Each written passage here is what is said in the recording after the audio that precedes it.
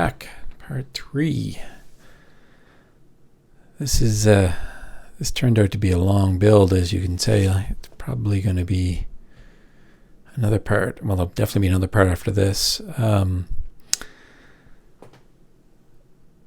As I mentioned earlier in the video series, I am quite confident that this would go much faster if I had a plan to work from. As a lot of my time is spent figuring things out and redoing it and whatnot. You'll see some of that in the video. I did cut a lot of that out. A lot of the standing around scratching my head stuff is chomped out. But I left some in just so you can get an idea of what it is to make something kind of from your head. So you saw my helper there. Other than a couple of suggestions from people that asked questions, that was the entirety of the help I received during this project. So thanks to him for it, and he held it up for me. Great. So at this in this video, we are going to basically finish building the back. So as you can see, we have the two pieces of the back there, but I don't have the dimensions for the whole back of the seat done yet. Just a general idea. So I have to kind of put this together so we can measure it up, make the gaps and whatnot, and make it work out. So this is me just kind of screwing the pushing, strapping, and screwing the Arbour together so I can start holding pieces up to it and see where it makes sense to do things. I'll get into some detail a little later on, but I have to do this in a certain order for the Arbour to go together, so that the seat and the back of the seat have to be together enough that I can put them all inside the Arbour and glue it together before I put the rest of it in. So you'll see what I mean as we go along here.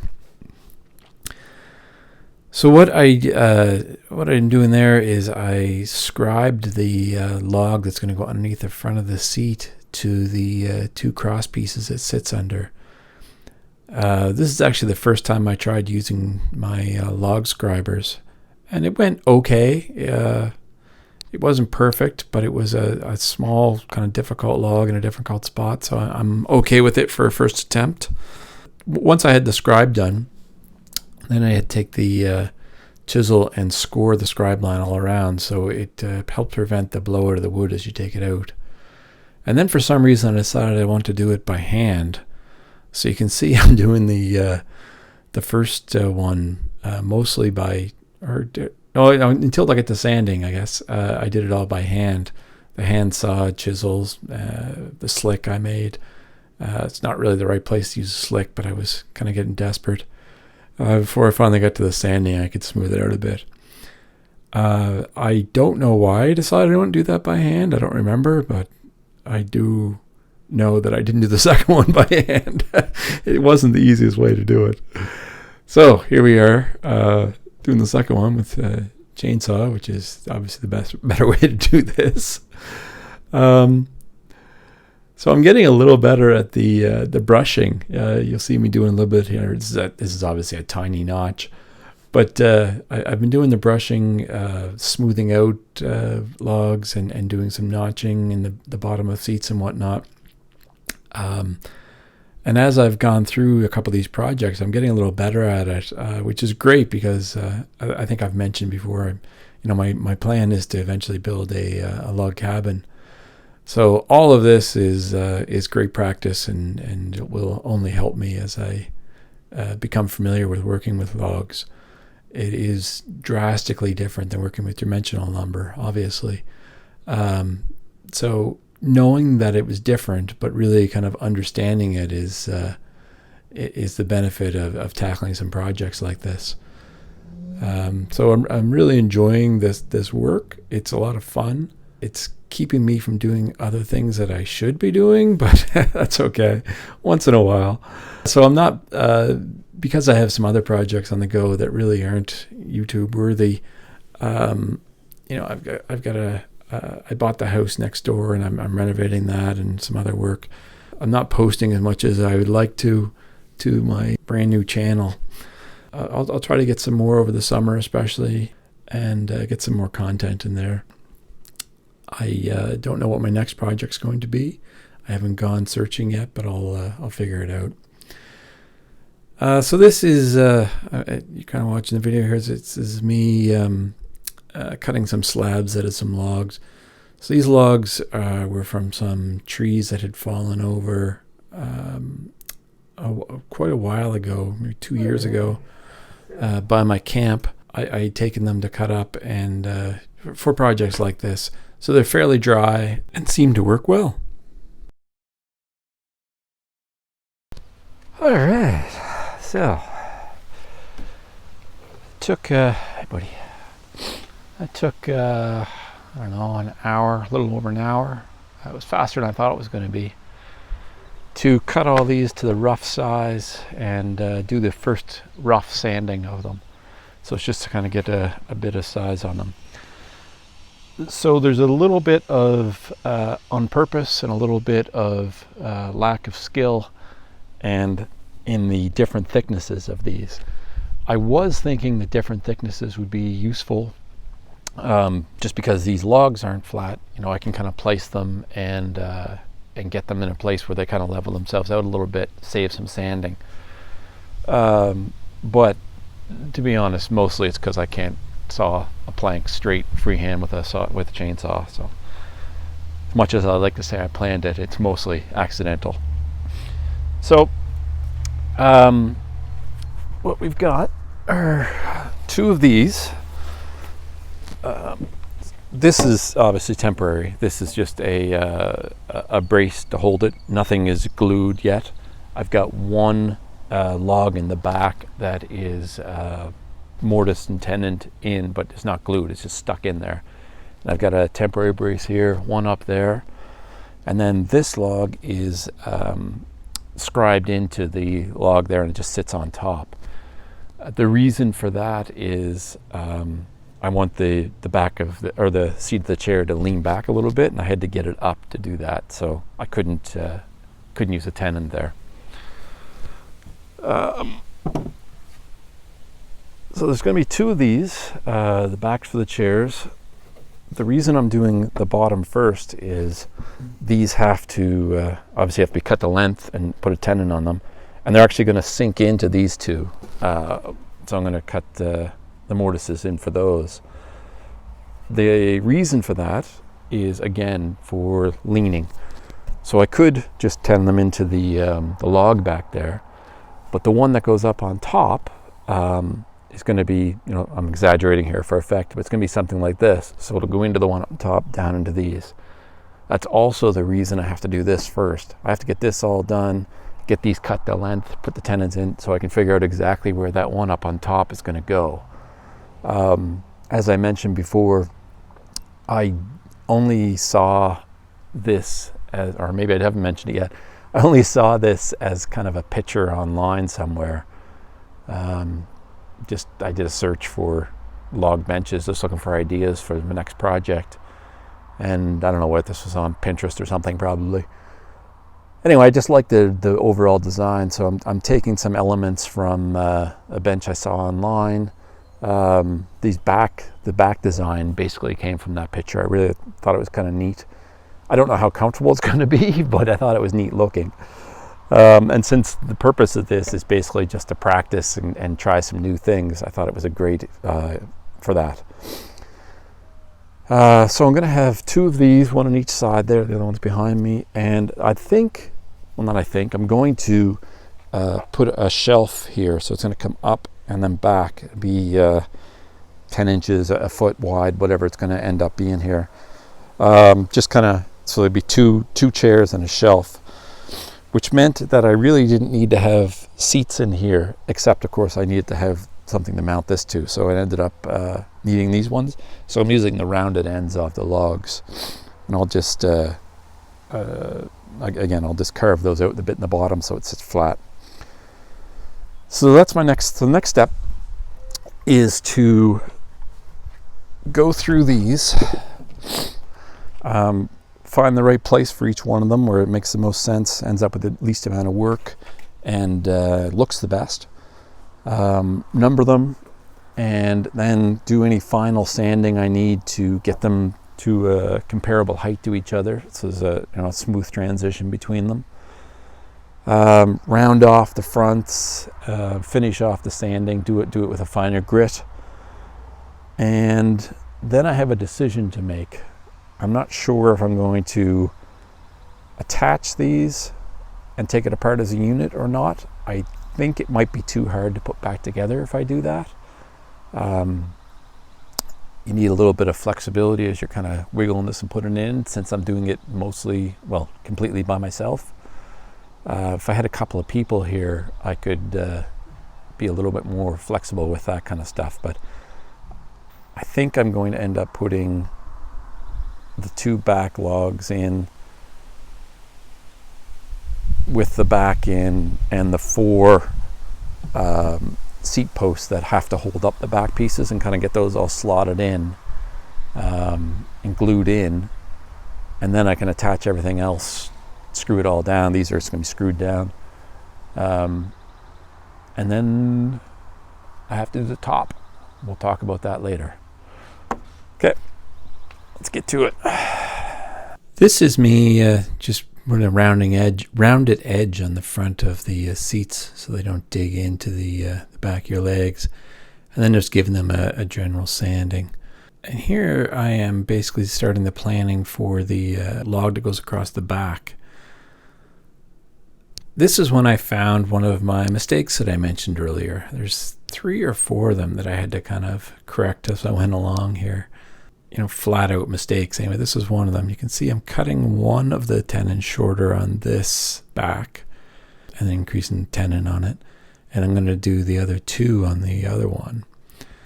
The reason for that is, and I don't know how, well, I do know how it happened. I screwed up. I don't know why it had happened. But I have the spacing, I think it was 5.5 inches down center to the top of the tenon to that top log.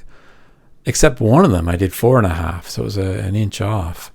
So I'm really glad I caught this before I started doing the top log, drilling the log and setting it up, because it would have been a lot more difficult to fix if I didn't catch it until later. Anyway, fairly easy to fix there. It just changed the gap a little bit, but not enough that it matters, since it's all made up gaps anyway. Here I'm drilling the top of the back of the bench. You have to be careful to keep these all vertical. You can see me double checking and lining things up and make sure that the holes I've already drilled are vertical, so when I line up the next one, it'll also be vertical. It worked out really well, so eyeballing it does work sometimes. So this is actually the final assembly for the back of the bench. You can see I'm gluing it up here now, and then it'll just be a matter of putting it into the Arbour frame itself. So once this is done, and I have the location figured out for the top log, the top of the back here. I mean the one I'm attaching here now. Then I'll be able to do the tenons in the bottom of these, but I'm leaving those to the end, so knowing that those are a bit long there.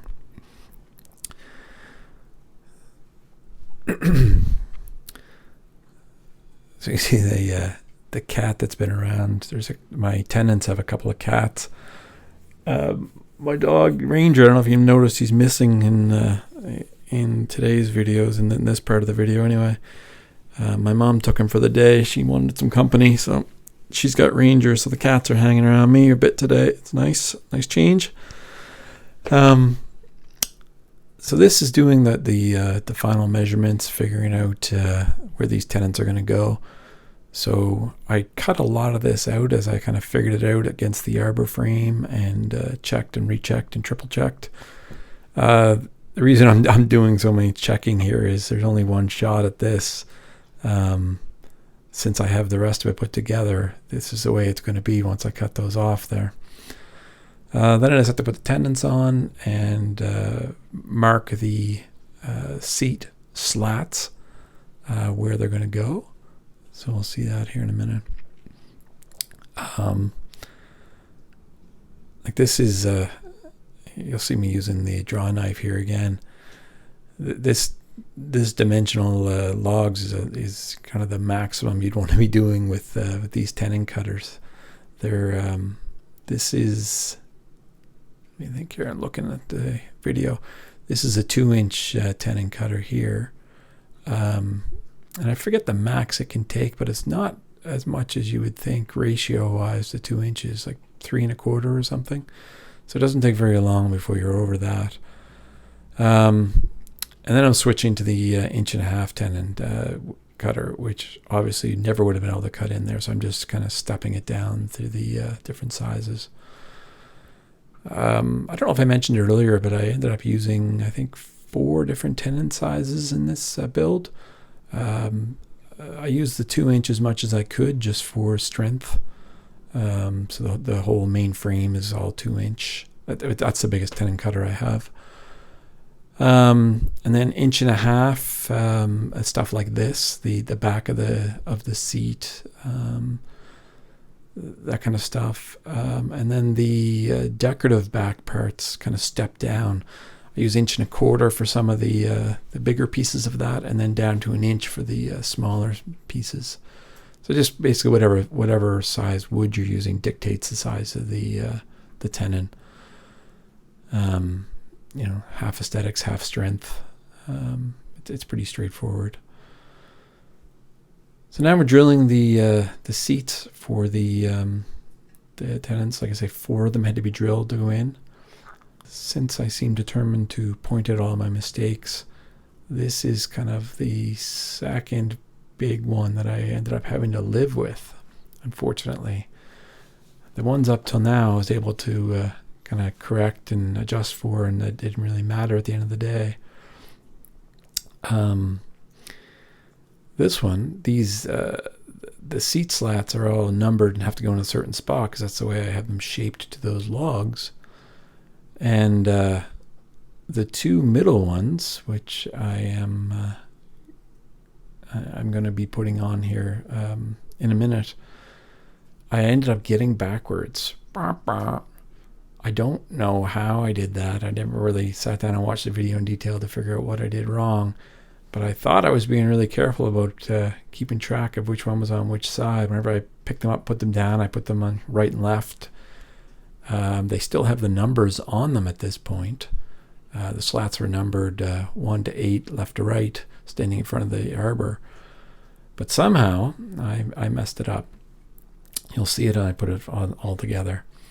When it's too late, really, unless I want to really force it all apart. And by the time I noticed, and I did not. You'll see me putting a bit of finish on here. That's the clear coat. They call it a clear stain. I don't know how a stain can be clear, but that's what they call it. So the only place I'm putting it at this stage are the places I'm not going to be able to get at once it's together. So under the seat slats and where the log is scribed to the underlogs, that kind of stuff. Just basically getting to that. Makes it a lot easier when you're doing the finish at the end. If you don't have to worry about those spots that really you can't get at anymore. And rot, that's where rot's going to happen, is those spots where the water can get in but you can't get at. So so you can't see it here because the front log's not on. Oh yeah, and I had to reshape one of my pieces there. I put it too close to the log arbor. Minor detail. So as I'm kind of strapping this together, it's not obvious yet, and it doesn't become obvious until, well, I don't think I even notice it until the next day. It doesn't become obvious till the log goes in. I see it now when the front log goes in place. About those 2 middle slats being backwards. So I was able to compensate for it with the sander later on, and probably in part 4. Since those pieces are underneath of the shelf in the finished product, it really doesn't matter. No one's ever going to notice except that I continuously pointing it out in this video for some reason.